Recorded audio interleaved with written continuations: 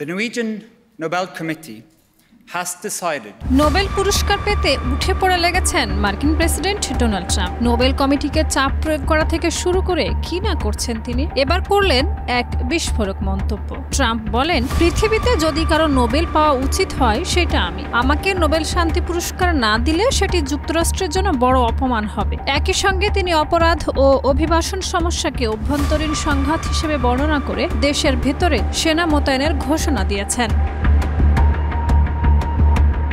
TRT world এর এক প্রতিবেদনে বলা হয়, 30শে সেপ্টেম্বর শীর্ষ সামরিক কর্মকর্তাদের সঙ্গে বৈঠকে ডোনাল্ড ট্রাম্প দাবি করেন, বিভিন্ন আন্তর্জাতিক সংঘাতের মীমাংসায় তার ভূমিকা গুরুত্বপূর্ণ হলেও তাকে নোবেল পুরস্কার দেওয়া হয়নি।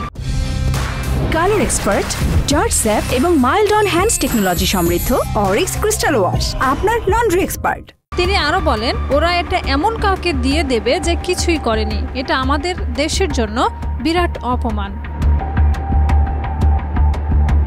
এ সময় ট্রাম্প জানান, যুক্তরাষ্ট্র এখন ভেতর থেকে এক ধরনের সংঘাতে রয়েছে, যার পেছনে রয়েছে অভিবাসন সংকট ও অপরাধ। তিনি বলেন, এই পরিস্থিতি মোকাবেলায় ডেমোক্র্যাটদের শাসিত কিছু শহরে সামরিক বাহিনী মোতায়েন করা হবে।